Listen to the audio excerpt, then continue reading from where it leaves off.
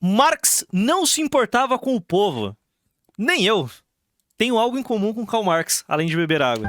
O Manual de História chegou à marca de 100 mil seguidores. Parabéns. Por isso eu quero agradecer a todos que se inscreveram e ajudaram no sucesso desse canal. Obrigado, amigos. E se você torce pelo Manual de História, deixe seu like e seu comentário para que mais pessoas descubram esse conteúdo. Eu deveria pedir para as pessoas se inscreverem no meu canal e darem like e compartilharem o vídeo. Eu tô pensando em fazer algo tipo... Eu tô pensando em gravar. Sei lá, literalmente, eu deixo o like, se inscreva no canal e compartilho o vídeo aparecendo na tela essas palavras. E, sabe, colocando ali no primeiro minuto do vídeo. Alguma coisa assim, sabe? Sei lá, pode funcionar. Eu descobri que mais de 40% das pessoas que veem os meus vídeos, eles não são inscritos. Então, custa testar.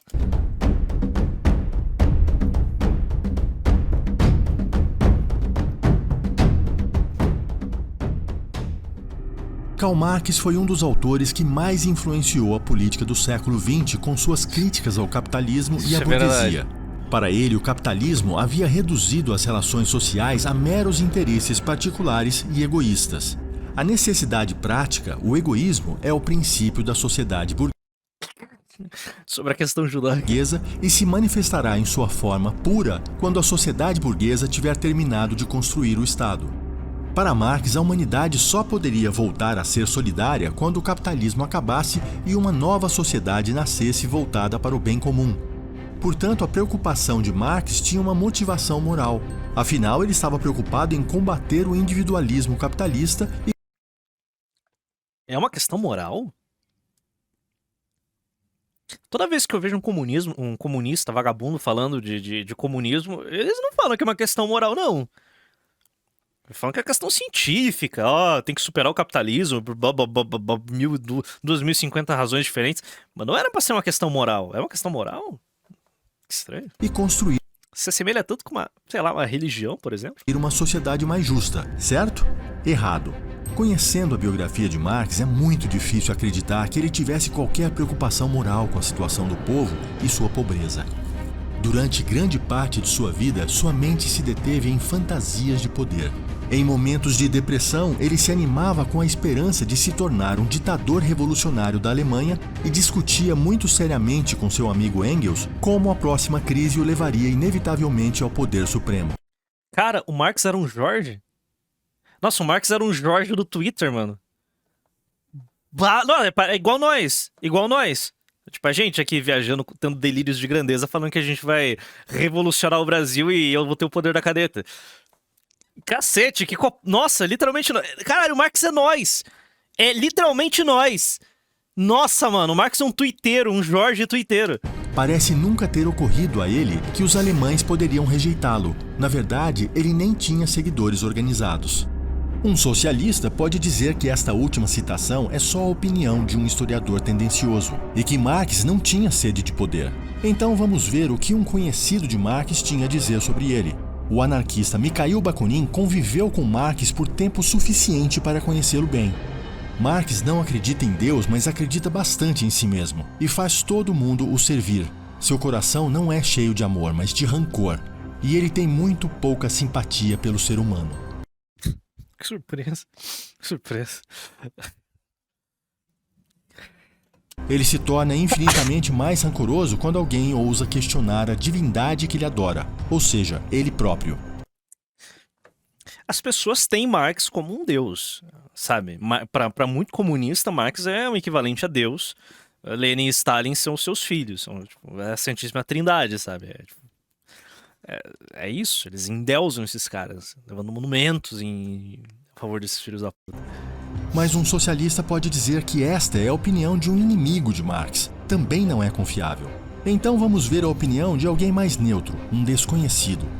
Gustav Tetzel era um revolucionário alemão que viajou a Londres a pedido de um grupo de revolucionários suíços para conhecer Marx e dizer se ele poderia ser um líder em quem o grupo suíço poderia confiar para uma coligação.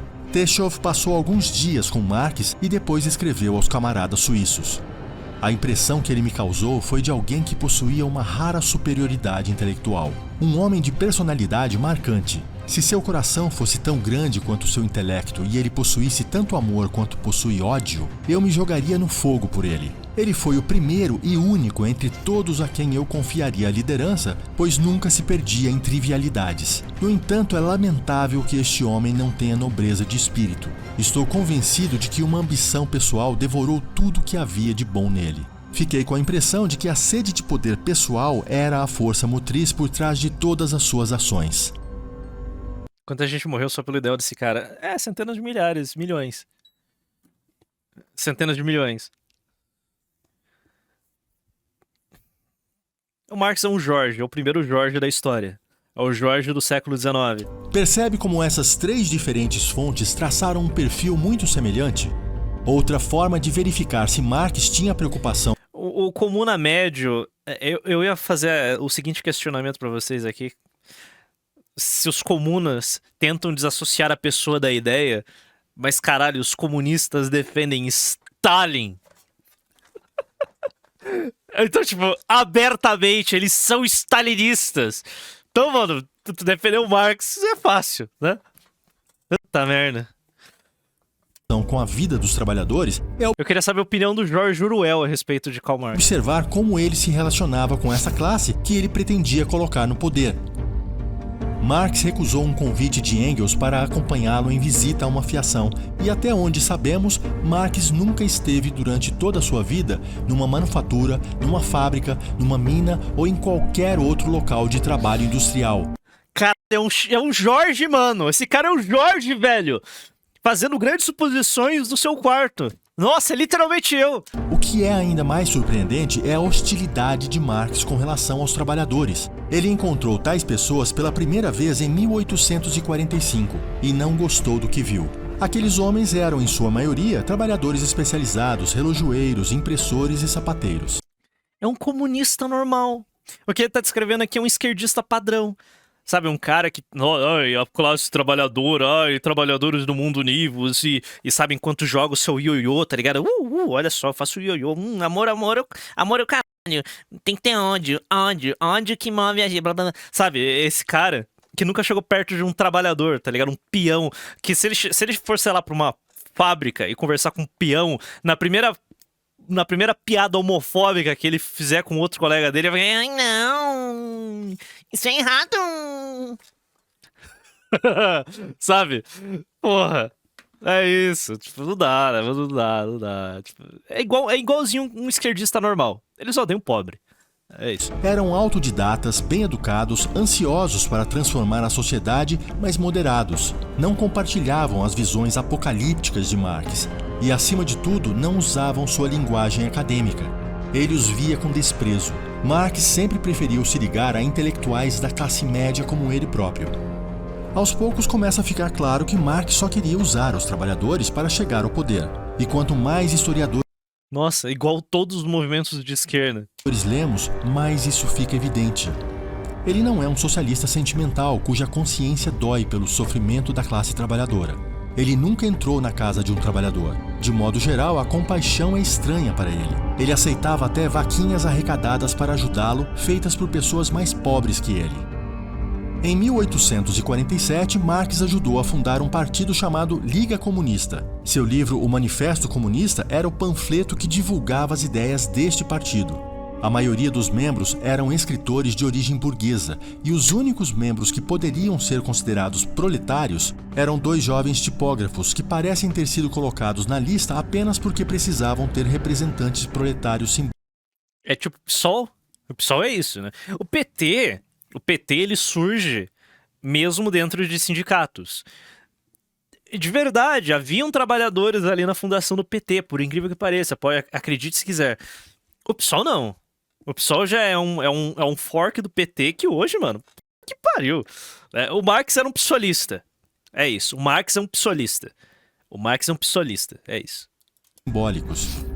Em sua Cara, impressionante que o comunismo é a mesma merda há quase 200 anos. Vocês estão reparando? É igual.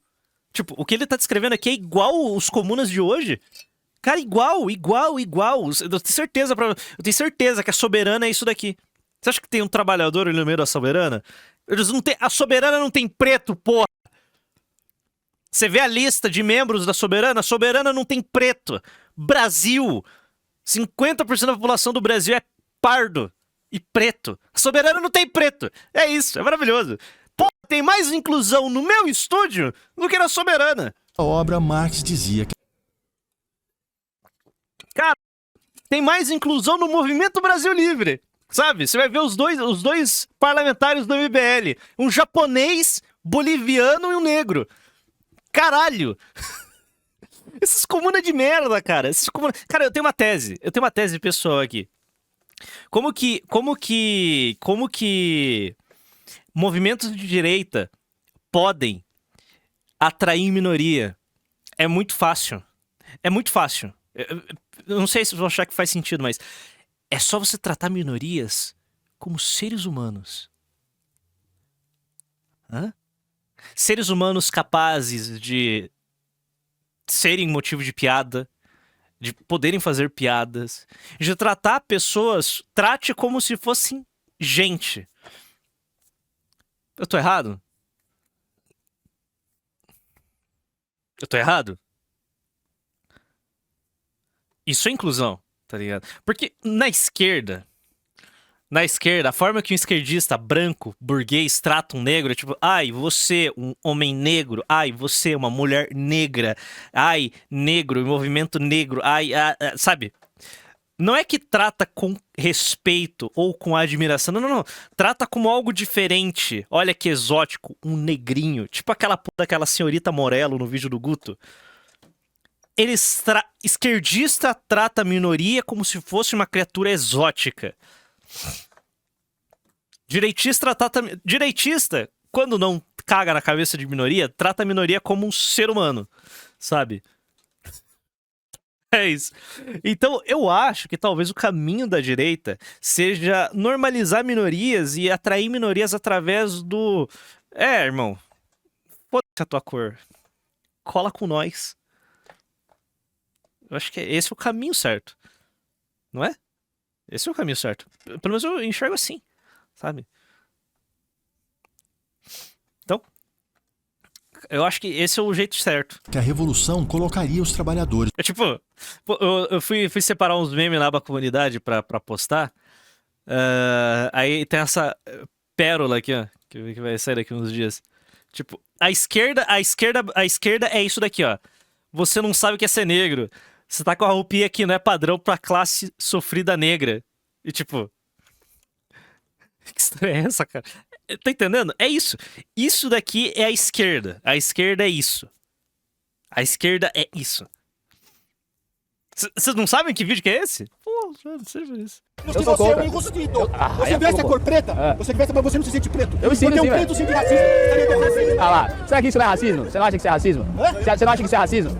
Você não acha que isso é racismo? Eu não acho, o cara de direita, ele tá fora da casinha. Qual que é a casinha? Qual que é a casinha dos negros? Então você quer escolher a casinha que eu tenho que estar... Você quer escolher a casinha. Você quer defender a casinha que eu tô? Você não acha? Você é de direita liberal que nunca viveu na periferia, você não sabe o que é ser negro. Vivi. Você não sabe o que é ser negro. O seu salário, os seguros sociais, foi a esquerda que conseguiu. Por quê? Foi a esquerda que conseguiu. Então eu tenho que agradecer a esquerda? Lógico que tem que agradecer. Agradecer aos anarquistas italianos. Toda a história foi toda a história. Não, posso fazer uma pergunta? Posso fazer uma pergunta? Posso fazer uma pergunta? Posso fazer uma pergunta? Posso fazer uma pergunta? Posso fazer uma pergunta? Pode fazer. Já deixa nervoso. Você vai só chegar e ficar gritando. Você vai só chegar e gritando. Posso fazer uma pergunta? Posso fazer uma pergunta? Posso fazer uma pergunta? Posso fazer uma pergunta? Posso fazer uma pergunta? Posso fazer uma pergunta? Você só sabe fazer isso. Posso fazer uma pergunta? Eu pedi impeachment do Bolsonaro. E você tava lá despejando o Bolsonaro. Tava lá fazendo a motocicleta? Não tava, cara. Tava pedindo impeachment do Bolsonaro. É isso, tipo, um esquerdista não consegue ver. Um esquerdista não consegue admitir a possibilidade de um negro alforriado. Da escravidão mental que eles tentam impor em qualquer minoria que exista. É isso. É isso. Um esquerdista não suporta a ideia de um negro alforriado das suas ideias de merda. Não suporta, não suporta. É isso. no poder. Mas é difícil acreditar nisso. Nem no seu próprio partido os trabalhadores tinham algum poder de decisão. Conforme o partido crescia, Marx se certificou de que os socialistas que eram da classe trabalhadora fossem afastados de qualquer posto de influência. A razão para isso era, em parte, um esnobismo intelectual, e em parte porque homens com experiência real em uma fábrica costumavam ser contra o uso da violência e a favor de melhorias progressivas. Afinal de contas, o uso de violência, uma revolta armada, uma revolução,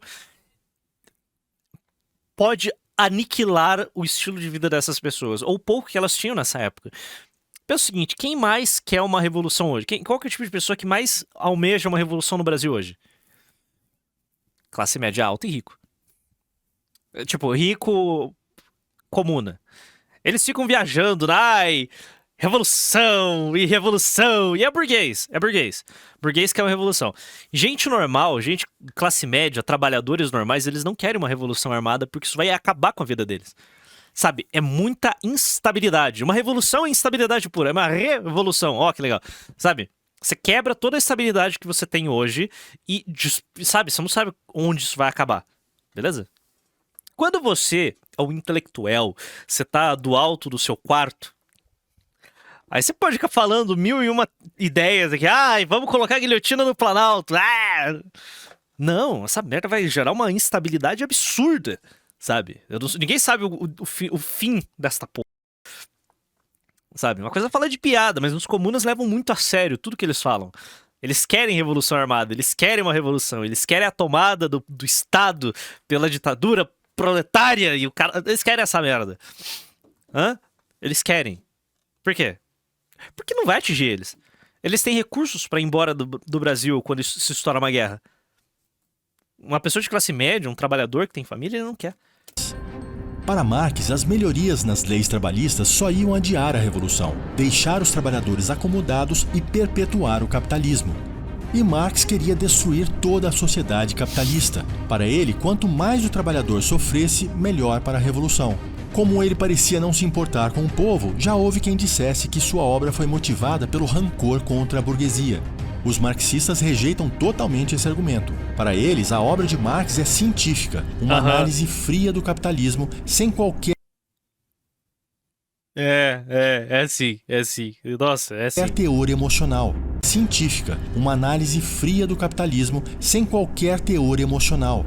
Cara, quem acredita nesta merda de que, olha só, a obra, o Das Kapital, é uma obra fria e científica? Quem acredita nessa merda que ela realmente é uma obra fria e científica é a mesma pessoa que vai acreditar no Papai Noel, sabe? É isso, cara. É otário, o cara é um canalha, é um vagabundo, é um cara que tá mentindo pra todo mundo. Mas até a esposa de Marx, Jenny, via rancor em seus textos. Numa das cartas mais antigas de Jenny, que foram conservadas, se lê: "Por favor, não escreva com tanto rancor e irritação." Algumas cartas de Marx também revelam esse rancor de maneira até mais explícita. Escrevendo a Engels, ele demonstrou um forte desejo de vingança. Marx raramente tomava banhos, o que, juntamente com sua dieta inadequada, explica os furúnculos com os quais sofreu por um quarto de século. Caralho. Puta merda, né? É realmente o Jorge, cara. É o Jorge, mano. É o Jorge do Twitter, essa porra. A diferença do Karl Marx pro Psy Toré é que, sabe? Não tem diferença. O que quer que aconteça, escreveu a Nossa, tirei do fundo do baú essa, né? Enquanto a burguesia existir, espero que ela tenha motivos para se lembrar de meus furúnculos. Jorge Marx. Ou seja, para Marx, a burguesia não deveria sofrer por ter causado a pobreza dos trabalhadores, tese que ele defendia. Deveria sofrer pelas dores pessoais de Marx. Se isso não é rancor, o que seria então? Quem já leu uma biografia de Marx deve ter notado uma série de acontecimentos que despertaram sua raiva contra a burguesia, a começar dentro da sua própria família. Marx foi o filho burguês de um pai burguês. Nascido em Trèveris, tinha uma posição altamente privilegiada. 2 anos antes de seu nascimento, seu pai havia renunciado às origens judaicas, aceitando o protestantismo, o que permitiu que sua família ingressasse na sociedade burguesa. A família de Marx tinha dinheiro suficiente para viver com bastante conforto. Após o nascimento de Marx, ele e seu pai teve dinheiro o bastante para comprar uma casa em Trèveris de 10 cômodos. A família tinha 2 criadas e também um vinhedo perto da cidade. Tá descrevendo um esquerdista do PSOL que mora no Leblon e tem 37 criados. Ele tá descrevendo a Paula Lavigne e o Caetano Veloso aqui? Cara, puta merda. É literalmente o comunista médio, cara. Ele tá escrevendo o Eduardo Moreira aqui. Os pais de Marques tiveram ao todo 9 filhos, dos quais 6 sobreviveram. Por isso, precisaram de uma casa maior e criadas para ajudar na limpeza.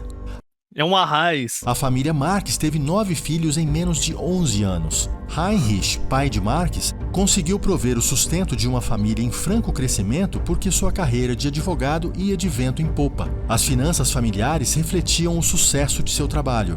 Heinrich contava com uma renda anual de 1.500 thalers, o que posicionava sua família entre os 5% mais ricos da cidade.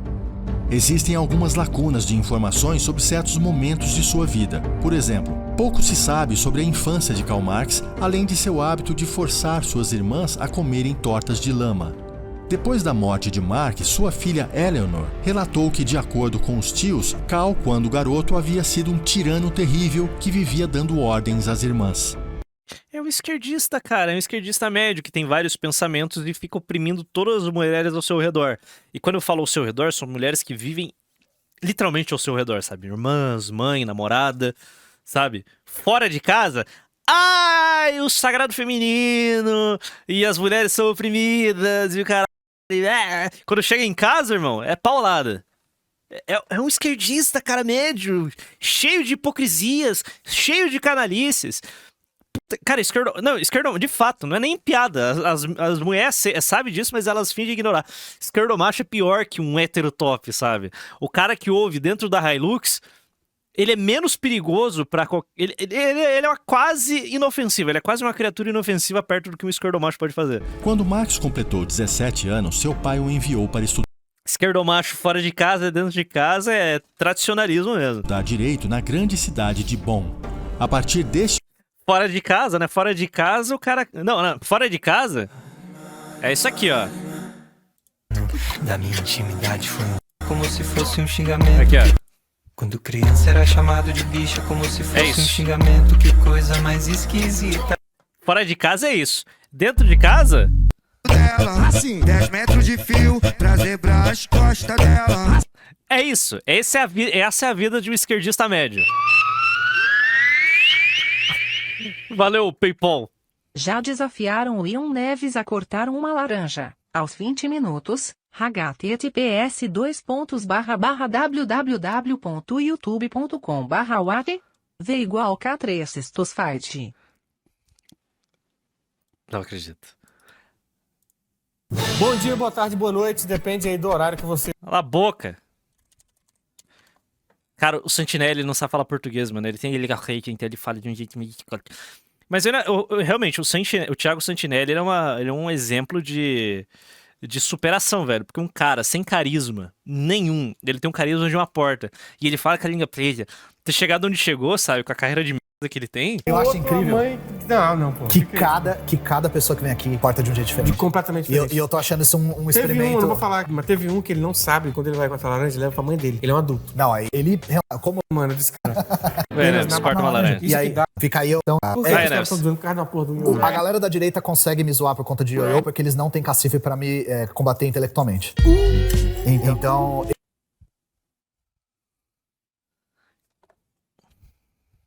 Você pega a laranja e...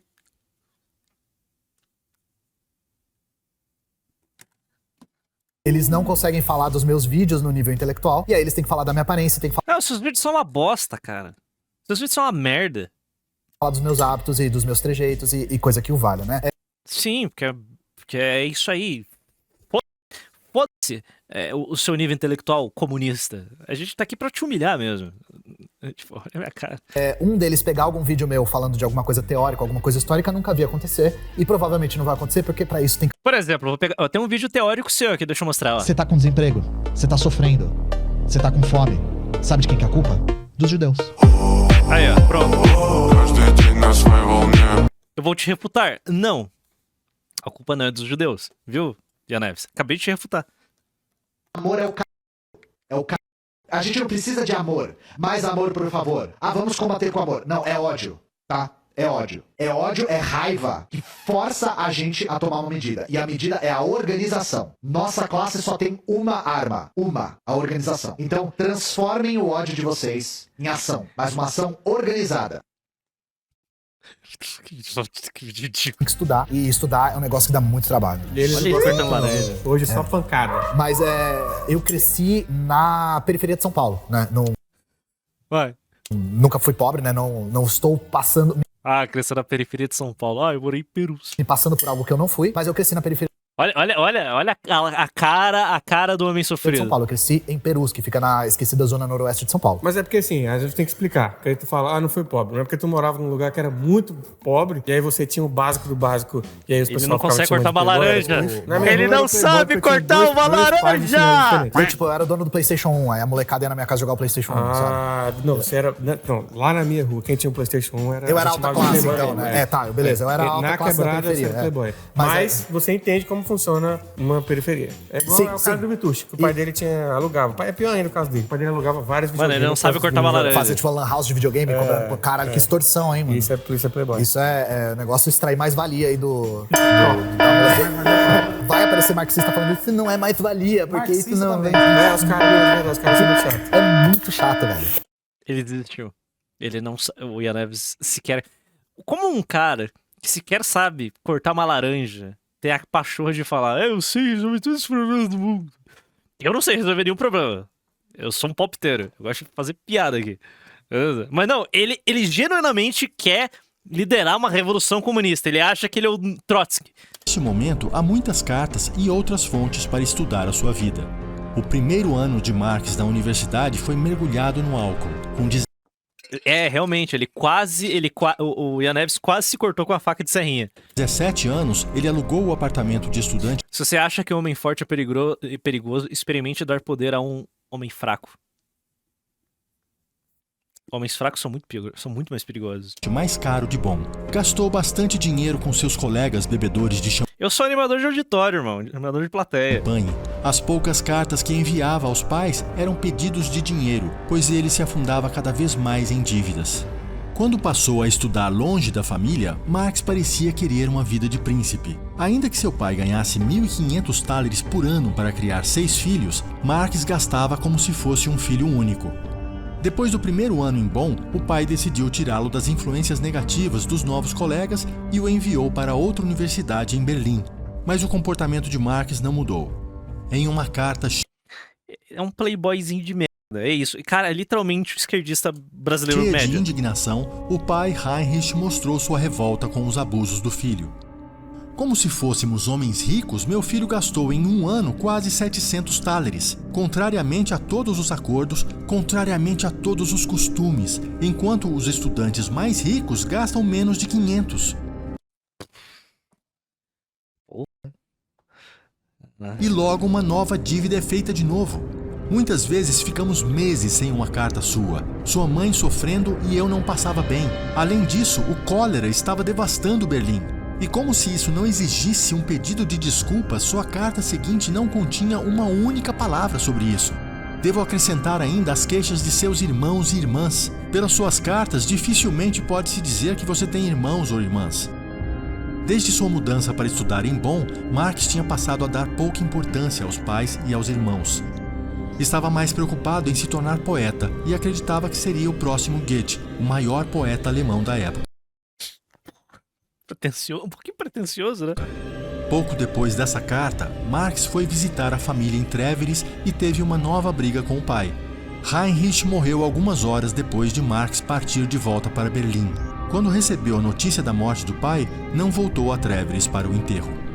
Karl conseguiu obter dinheiro suficiente para pagar o resto de seus estudos em Berlim, ainda que ao custo da crescente tensão entre ele e sua mãe. Embora estivesse enfrentando dificuldades financeiras depois da morte do pai, ele manteve a mesma vida desorganizada e descuidada de antes. Contraiu dívidas com um alfaiate, um comerciante, um livreiro e não teve como pagar. Depois que Marx deixou Berlim, os credores continuaram tentando receber. Apesar do pai reclamar dos gastos de Marx, sempre pagava as dívidas do filho. Mas a mãe, que já não contava com a renda do marido falecido, logo percebeu que se continuasse cedendo às pressões do filho, iria à falência. Os familiares de Marx se reuniram em 1841 para estabelecer uma divisão das propriedades do pai Heinrich. Cada filho recebeu a grande para estabelecer uma divisão das propriedades do pai Heinrich. Cada filho recebeu a grande quantia de 362 thalers. Como Marx já havia tomado emprestado 950 thalers à sua mãe, não lhe cabia mais nada. Cheio de ressentimento, Marx escreveu a seu amigo Arnold Rouge: minha família, a despeito de sua riqueza, cria dificuldades para mim, expondo-me às mais miseráveis condições.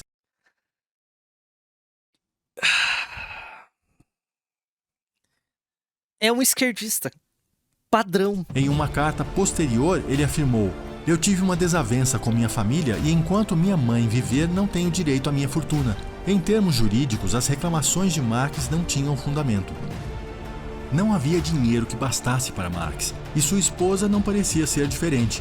Arnold Rouge, que se mudou para Paris com o casal para montar um jornal, tendo Marx como editor, escreveu certa vez: a esposa lhe deu de aniversário um chicote de montaria de 100 francos, e o pobre diabo nem sabe montar, nem cavalo tem. Tudo que ele vê, ele quer ter. Uma carruagem, roupas elegantes, até a lua ele quer. É surpreendente ver que o mesmo Marx que atacava o consumismo capitalista era um grande consumista. Ele gosta de coisas boas, bons lugares, bons vinhos e bons... Segundo os comunistas, o povo tem que ter acesso a bons lugares, bons vinhos, bons charutos, porque um comunista não fez voto de pobreza. Daquele tom professoral nojento. Bons charutos. Ele gasta tudo o que ele tem e mais. Isso será uma característica constante em seu comportamento. Se você chegou até aqui neste documentário, é porque é uma das poucas pessoas que usa a internet para adquirir conhecimento. Nesse caso, considere adquirir o documentário Fascismo, a corrente socialista renegada. Uma série documental com 4 horas de informações e citações de mais de 170 livros e artigos científicos demonstrando por que o fascismo foi uma nova corrente socialista. O link está na descrição desse vídeo. Ao contrário do que é dito na internet, sua mulher Jenny nunca sustentou Marx. De fato, ela era de uma família Ela era vesga também. rica. Seu pai era um barão, mas foi contra o casamento e não deu nada à filha. Coitado. A jovem não tinha enxoval nem dote, no máximo algumas pequenas joias. Ele, Marx, a toma desprovida Vesga não, estrábica. Foda-se, tudo igual. de dinheiro, sua linda baronesa. Apesar disso, em segredo, a mãe de Jenny adiantou parte de sua herança à filha. Para as Mulher! Sua filha casou com os Zé Droguinha. O que ela faz? Ó, minha filha, toma dinheiro aqui. despesas do primeiro ano do casal, mas os dois gastaram tudo na lua de mel na Suíça. Ai, meu Deus do céu, cara. Marx nunca julgou que explorava seus próprios pais, e apesar da frieza com os irmãos e de suas cartas demonstrarem que ele só se lembrava dos pais para pedir dinheiro, ele escreveria o oposto em um manifesto comunista. A burguesia rasgou o véu de sentimentalismo que envolvia as relações de família e reduziu-as a meras relações monetárias. Ora, hipocrisia da esquerda. Note que nessa frase ele afirma que a família burguesa é que tinha se tornado fria, preocupada apenas com questões financeiras, o que leva a entender que ele sim se importava muito com o afeto familiar. E claro, para ele a culpa dessa mudança dentro... Olha o título dessa série, Marx, o profeta alemão. Cara, realmente, a Alemanha... Tem um meme que eu vi uns dias atrás, muito bom, que é basicamente tipo mostrando que a Alemanha, os alemães, eles se vendem como um povo super centrado e correto e frio até, mas a verdade é que eles definitivamente não são frios, nem um pouco. Eles são... O alemão, por padrão, ele é completamente maluco. Ele vai pegar a ideologia do momento que tá hypando e eles vão sempre ao extremo dessa ideologia. Todas as vezes. É o ciclo histórico. Surge uma ideologia, os alemães abraçam essa merda e vão ao extremo disso, esterçando ao limite. Aqui. Isso daqui basicamente é um tweet aqui. Os alemães são vistos como pessoas racionais, frias e calculistas, igual Thomas Shelby. Mas quando na realidade, em toda a sua história moderna, eles estão levando qualquer nova ideologia que eles criam ao extremo. E é isso, cara. Você vai ver, tipo, mano, eles são tarados por ideologias absurdas. Tipo, qualquer bosta que cai no colo do alemão, a ideologia de Maxim. É isso, cara. Pronto. Tipo, eu odeio nuance. Que toda ideologia que eles abraçam é qualquer... Tipo, vamos lá. Eles abraçaram o extremo nacionalismo no século XIX, aí, porra, no século XX, século XXI, woke pra caralho, eles se odeiam! Eles se odeiam profundamente, eles odeiam tudo que representa ser europeu. Eles, tipo, não é que... Não, como assim? Pô, nossa, sei lá, pega um britânico, né? Vamos pegar um povo bosta, britânico. Talvez a gente tenha cometido erros no passado e... complicado na história do Império. O alemão não, o alemão odeia tudo que representa ser um alemão. Eles topam suicídio cultural pra tentar de alguma forma apagar os pecados do passado. Por quê? Porque eles pegaram a ideologia bosta que existe hoje e eles extremaram ela ao limite. É uma loucura.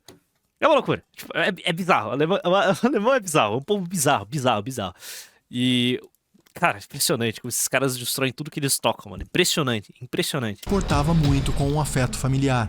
E claro, para ele a culpa dessa mudança dentro da família burguesa seria do... Não. Você acha mesmo que não... Por isso que eu falo que a Alemanha é uma bomba relógio, porque, tipo... A gente tá vendo que tá tendo uma mudança de perspectiva do esquerdismo mundial pra direita. O problema é que o pêndulo da Alemanha tá muito na casa do caralho. Sabe, enquanto o mundo tá aqui está lentamente fazendo essa transição pro direitismo, o alemão tá cá, ó. Walk, e vai estourar pro outro lado de novo, porque o alemão é maluco. Caralho. Do capitalismo. Os indivíduos não são mais do que personagens econômicos. A Alemanha virou um DCE. Daqui a 10 anos vai virar um quartel. Tal como Marx os caracterizou em O Capital. Se eles se comportam como homens econômicos, é porque o capital passou a habitar as suas mentes, passando a governar seus comportamentos. O mais Não, quando o alemão voltasse a ser nacionalista, irmão, fudeu. Impressionante é que Marx tirava essas... Não, quarto Reich, é isso. Conclusões sem apresentar... se for só no quartel tá de boa, né? Há nenhum caso de exemplo para confirmar sua tese. É importante explicar que todo trabalho que se pretende científico nas ciências humanas precisa apresentar exemplos frequentes de casos reais. Marx era tipo, sim, família, é tudo uma relação monetária por causa do capitalismo. Agora, pai, pague meu Pix. Reais na sociedade para identificar um padrão de comportamento e só então tirar conclusões. Mas em boa parte de sua obra, Marx só deu suas conclusões e só citava algum caso se ele confirmasse sua tese. O filósofo Karl Jaspers, especializado em filosofia da ciência, explica por que o marxismo é uma filosofia e não uma ciência. O estilo dos escritos de Marx não é o do investigador. Ele não cita exemplos ou expõe fatos que se opõem à sua teoria. Apenas aqueles que provam ou confirmam aquilo que ele considera como a verdade última. E baseado nessa religião, sabe, essa bosta... foi criada toda uma ideia de que o marxismo é científico. Porque trata hoje o marxismo como uma ciência, como uma escola válida de pensamento até hoje, sabe? Com as suas múltiplas variações e atualizações que a gente tem hoje. Mas no início, no princípio, é a bosta de um texto filosófico de quinta categoria. Que é uma religião, sabe? Você tem que acreditar cegamente nessa merda. É isso que eles defendem. No fim do dia, é isso que eles defendem. Porque, vamos lá, chegou o Comuna, fala, não, você tem que analisar o capitalismo pela perspectiva marxista. Ele te dá todo um set de ferramentas marxistas para você analisar o capitalismo. Ou qual que é a origem dessas ferramentas? A bosta do texto filosófico. Então, é isso, é uma putaria. Toda a sua abordagem é no sentido da justificação, não da investigação. E Marx conhecia bem os métodos que um pesquisador deve utilizar, inclusive sugeriu aprimoramentos religião, materialismo dialético nesses métodos, mas ele mesmo não aplicava suas sugestões. Toda a primeira parte da análise científica de Marx em O Capital acerca das condições de trabalho no capitalismo em meados da década de 1860 se baseia numa única obra, o livro de Engels, A Situação da Classe Operária na Inglaterra, publicada 20 anos antes. E que valor científico pode ser atribuído a essa única fonte? As fontes primárias utilizadas por Engels estavam 10, 20 ou até 40 anos defasadas, embora geralmente ele as apresentasse como atuais. Em várias ocasiões, ele omitiu dados e acontecimentos que invalidavam completamente suas informações obsoletas. Engels interpretava erroneamente as estatísticas criminais ou as ignorava quando não confirmavam sua tese. Marx não podia ignorar essas desonestidades no livro de Engels, visto que muitas delas foram expostas em 1848 pelo economista alemão Bruno Hildebrand, numa publicação com a qual Marx estava familiarizado. Além disso, o próprio Marx acobertou as distorções de Engels, deixando de revelar ao leitor as grandes melhorias ocorridas desde que o livro de Engels tinha sido publicado. Pior do que isso, o próprio Marx utilizava fontes primárias. Aí vem o Jovem Nerd e fala: crianças, leiam o Capital! Ah! Jovem Nerd. Aí, aí da sua casinha num subúrbio de Orlando, sabe? Em que você... eu queria muito que alguém fizesse uma pesquisa do condomínio que o Jovem Nerd mora em Orlando, para ver qual que é a composição étnica desse condomínio. Tô muito curioso. Eu queria saber quantos por cento são brancos, latinos e negros. Eu queria muito saber qual que é a porcentagem de negros do condomínio que o Jovem Nerd vive em Orlando. Queria muito saber, sabe? Fiquei muito curioso quanto a isso. De forma tendenciosa. Segundo o historiador Paul Johnson, no capítulo 8... Porque essa é uma coisa curiosa dos comunistas, né, cara? Quanto mais radical, quanto mais esquerdista, menos negro vive naquela região. Impressionante. De O Capital, no qual Marx utiliza dados... Eles adoram diversidade, mas... recomendo um cara desse morar num bairro ultra diverso, sabe? Não quer. Da economia inglesa para confirmar a sua tese de que os trabalhadores da indústria eram explorados e estavam empobrecendo, o autor falsificou os dados. A sistemática utilização errônea de fontes por parte de Marx chamou a atenção de 2 estudiosos de Cambridge, na década de 1880. Eles contam que, em princípio, verificaram as referências de Marx para obter informações de certos tópicos. Porém, impressionados com as discrepâncias, decidiram analisar o alcance dos erros que se apresentavam de forma tão manifesta. Descobriram que as diferenças entre os livros azuis, ou seja, os registros oficiais da economia feitos pelo governo, e as citações que Marx tirava deles, não eram resultado apenas de enganos, mas mostravam sinais de uma distorção. Descobriram que as citações tinham sido abreviadas por conveniência por meio da omissão de passagens que iam contra as conclusões que Marx tentava provar. Um outro grupo de erros reunia citações fictícias a partir de afirmações isoladas que estavam em diferentes partes de um relatório, a fim de provar exatamente o contrário do que eles, os livros azuis, realmente mostram. Todo o importante capítulo 8 de O Capital é uma falsificação deliberada e sistemática visando provar uma tese que demonstra ser insustentável. Seguidores de Marx como Lenin e Trotsky entenderam muito bem a lógica do mestre. No livro A Moral Deles e a Nossa, Trotsky escreveu: uma luta de morte não pode ser concebida sem astúcias de guerra. Em outros termos, sem a mentira e o engano. O meio não pode ser justificado senão pelo fim. O próprio título do livro de Trotsky já revela que a moral dos marxistas é outra, bem diferente da moral ocidental, que é baseada nos princípios judaico-cristãos.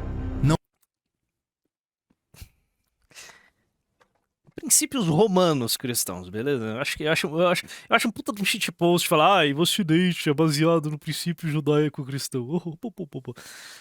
Não, né? O que sustenta o Ocidente é a lei romana, a filosofia grega e o cristianismo, né? O judaico-cristão. Não roubar. Tá bom, Neocon, beleza. Eu dou o benefício da dúvida. Neocon. Bolsonaro, mito, Trump, Israel. É isso, beleza. Não matar, não mentir, não cobiçar o que é do próximo, etc. Princípio judaico-cristão? Não. Princípios romano-católicos, isso. Graças à união da filosofia grega, da lei romana e do catolicismo, o Ocidente existe, beleza? Tá tudo na merda, né? Por isso que a gente tá tão fudido. Esses valores se tornaram universais até para quem não é religioso. Mas a moral revolucionária diz o oposto. Tudo o que é bom para a revolução é moral. Por isso, revolucionários roubam bancos, sequestram políticos, destroem reputações de inimigos com mentiras e, uma vez no poder, incentivam a corrupção e defendem fuzilamentos de adversários. Lenin, por exemplo, pensava da mesma forma que Marx e Trotsky. É preciso saber enfrentar a... Se o catolicismo não tivesse existido, o prussianismo sequer seria algo, né? Afinal de contas, Cruzadas do Norte, beleza? O último reduto pagão da Europa se deu na Lituânia, mas antes da Lituânia cair, a Prússia caiu antes, ali pelo século XIII, se eu não me engano. Então houve uma operação da Igreja Católica, uma operação tocada pelos cavaleiros teutônicos, para exterminar o paganismo da região. E a partir disso se desenvolveu a Prússia como a gente foi existir no futuro. Daí eles abraçaram o luteranismo, o calvinismo, e bom, né? Da burguesia. Bom, anyway. Inclusive empregar todos os ardis e processos ilegais. Eu falei, cavaleiros teutônicos. Silenciar e ocultar a verdade. Marx era ainda mais enfático é isso. em relação a isso. Qualquer revolucionário que falasse em moral deveria ser execrado. Marx tinha tanta certeza de que o mundo seria redimido por sua própria evolução dialética que não permitia que seus discípulos invocassem a orientação de ideias morais. Ele expulsou pessoas de seu partido por mencionarem coisas como amor, justiça, humanidade e até a própria moralidade. Ou seja, o ódio, a vingança e a desonestidade estavam no cerne de sua obra. Mas ele sabia que não podia simplesmente declarar isso. Mago, era melhor te deixar no paganismo lá quietinho, beleza? Eu acho que a Europa estaria numa situação melhor hoje. Isso abertamente. A teoria econômica de Marx é uma teoria de exploração. E a palavra exploração não é... Curioso, inclusive, né? Quando você vai ver a mancha do crescimento, a expansão do catolicismo, as regiões que viraram a chavinha e se tornaram protestantes foram as que se converteram por último, né? Foram as convertidas por último. Ilhas Britânicas, exceto a Irlanda, né? Ilhas Britânicas, Escandinávia, o norte da Alemanha, todas as regiões que se converteram muito depois. Não é assim. Tipo, já ali pelo século VII. Eles acabaram se convertendo. Simplesmente. Entre o século VII e o XIII rolou essa conversão dessa galera. Então é bizarro. Olha lá, mano. Nos Estados Unidos esses dados são públicos. Aqui o endereço do Jovem Nerd. Dá pra ver quando ele comprou a casa e quanto ele pagou. Oh, meu Deus. É sério que essas informações são públicas? Meu amigo. Isso é bem perigoso, né? Pera aí. Neighborhood. Cara, ele pagou... Essa casa está avaliada em $474 mil. Boa. Baratinho, hein? Caralho, que legal. Mas eu queria... Qual que é a proporção... Mas não fala aqui qual que é a etnia das pessoas que moram ali. Não tem. Não tem a etnia do pessoal ali morando. Eu garanto pra vocês, deve ser... Pelo valor dessa casa, $400 mil... A gente já sabe qual é o tipo de pessoa que comprou essa porra, beleza? De um termo econômico. Indígenas. É um termo moral. Ele precisava conquistar seguidores justamente pelo sentimentalismo moral. Mas escritores sempre deixam seus rastros nos livros que escrevem. Ainda que escrevam livros fictícios, a marca do autor sempre fica em seus textos. Escritores sensíveis escrevem livros sentimentais. Escritores criativos escrevem livros engenhosos. Escritores desonestos escrevem livros mentirosos. Vale mencionar um episódio de 1845, quando Marx recebeu um pedido da editora Cherny, de Viena, para escrever um livro sobre a situação econômica na França. Ele recebeu um adiantamento de 1.500 francos por um livro que nunca chegou a escrever. A editora cometeu um erro fatal e passaria os próximos anos exigindo o manuscrito ou a devolução do seu dinheiro. Tudo sem sucesso. Marx não costumava pagar suas dívidas, deixava imóveis devendo aluguéis, não pagava a padaria, o armazém, o açougue, a cervejaria. Nem as dívidas com a sua mãe ele pagava. Por isso precisava recorrer a agiotas que geralmente eram judeus. Não é à toa que sua obra é carregada de ataques aos juros. Sua grotesca incompetência em lidar com o dinheiro era a causa de sua raiva e frustração e talvez estivesse na raiz de seu ódio ao sistema capitalista. Quando jovem, essa característica o deixou nas mãos de agiotas que trabalhavam com altas taxas de juro, e o ódio à usura representou a base emocional de toda a sua filosofia moral. Marx pedia dinheiro emprestado de forma insensata, gastava-o e depois ficava furioso quando as faturas venciam. Em Londres, seus ganhos como jornalista freelance não eram suficientes para suas contas e ele pagava muitos empréstimos com judeus. Frequentemente, queixava-se de que os judeus não perdoavam suas dívidas. O homem que denunciava a exploração dos trabalhadores não pagava nem a sua empregada doméstica, que era, oh meu Deus, ainda tinha uma empregada? na prática, uma serva. Marques era um marido imprevidente, Jenny uma mãe descuidada sem habilidade para administrar uma família. Ela, Helene Demuth, cozinhava, limpava, arrumava as camas, varria o chão, costurava suas roupas, alimentava as crianças, preparava todas as refeições, acendia as lareiras, lavava todas as roupas e carregava o carvão para dentro de casa. Marques a deixava fazer isso, assim como a deixava fazer todas as outras coisas desagradáveis da casa. Esse é o nível do cara que botava a culpa em todos os judeus, né? E nunca lhe pagava um centavo. Ele a explorou descaradamente como explorou quase todo mundo que conviveu com ele. Logo, Marx começou a pedir dinheiro aos amigos. Engels era a mais recente vítima de sua exploração. Até a morte de Marx, Engels foi a maior fonte de renda da família Marx. É provável que ele tenha cedido mais da metade de tudo que ganhou. A parceria quase se desfez em 1863, quando Engels sentiu que a mendicância insensível de Marx tinha ido longe demais.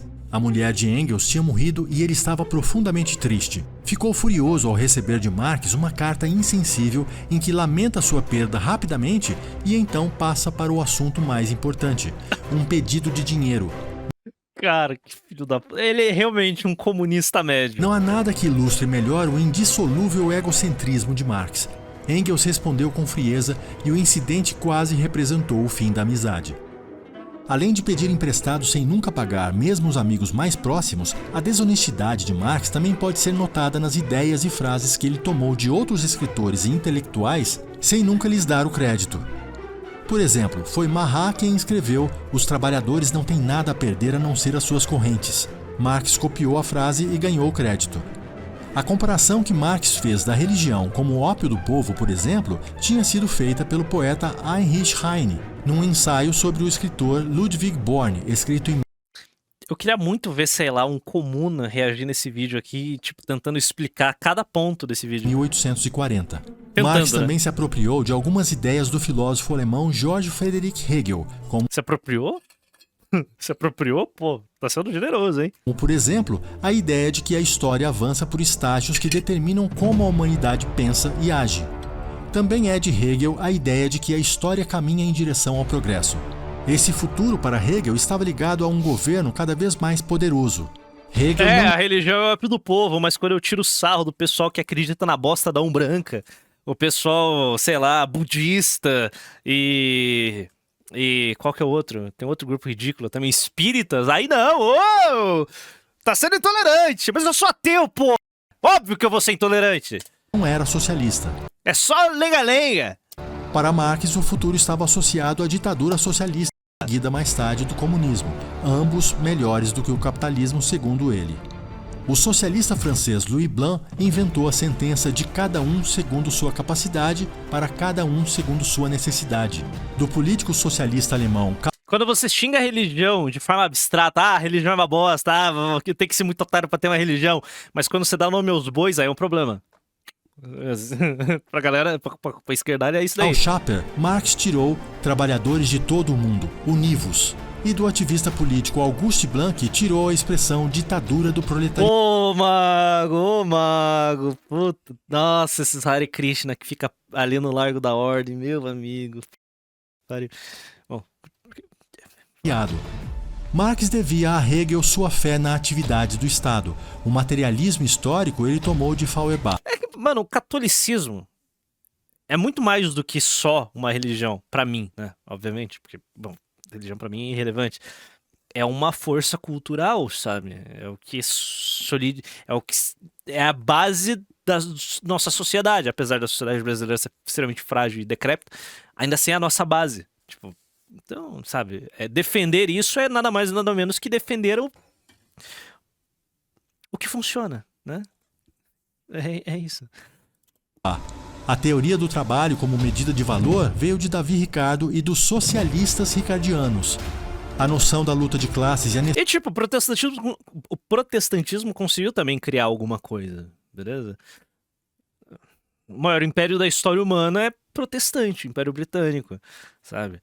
você tem ética de trabalho, você tem um monte de coisa ali também, um monte de coisa boa que foi criada através do protestantismo. Não é só neopeteca, não é só desgraça também que é o protestantismo.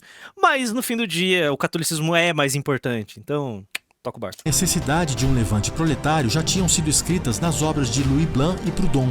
Conseguiu criar Pastor Mirim, tipo, que merda, né? O protestantismo na Europa criou o Império Alemão, o Império Britânico. Protestantismo no Brasil criou o quê? Pastor Mirim, cara. Puta merda. Ai, cacete. Marx tomou de Sismondi a Pablo Marçal, um movimento greco-goiano.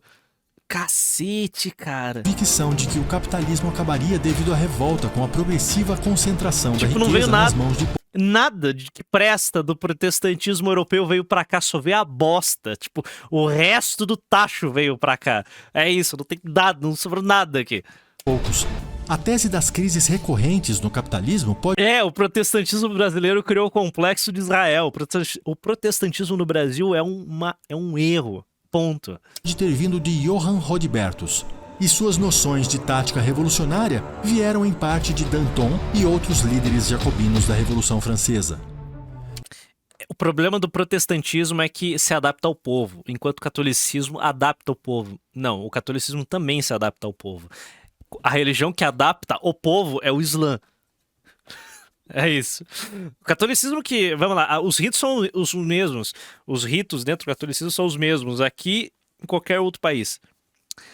Mas a forma que é professada a fé, o tipo de tradição que tem aqui é diferente. Aqui no Brasil, aqui em Curitiba é diferente de como é professado em Salvador, que é diferente de como é professado no sul da Itália, em Varsóvia. É muito diferente, mas ainda os ritos são os mesmos e ponto. Isso que une ali. O Islã não. O Islã é a mesma merda em qualquer lugar do mundo. Se você é um xiita, na Arábia Saudita, se você é um xiita, aqui no Brasil, é a mesma merda. É a cultura, é uma forma de Estado, é outro rolê. Não foi coincidência que estados socialistas que surgiram no século XX fossem a exata expressão da personalidade de Marx. Eles copiaram a indústria e a tecnologia de outros países, tiraram o dinheiro do povo até deixá-lo na miséria, acusaram suas vítimas de serem opressores, governaram por meio do terrorismo e mentiram sobre os dados de sua economia. É pouco dizer que em 74 anos de aplicação prática do marxismo, nenhum de seus objetivos foi alcançado. Não trouxe bem-estar nem dignidade àqueles que o suportaram, nem liberdade. De fato, é surpreendente que um intelectual como Marx tenha sobrevivido por tanto tempo. O catolicismo é tipo o McDonald's, se adapta onde vai, de forma leve. Ainda assim é a mesma comida em cada lugar, com algumas diferenças pequenas. O protestantismo é o dogão da esquina. A cada esquina é uma coisa diferente. É isso. Ponto. É isso que é. Suas previsões não se cumpriram. Pode ser bom, mas muito provavelmente vai ser uma merda, beleza?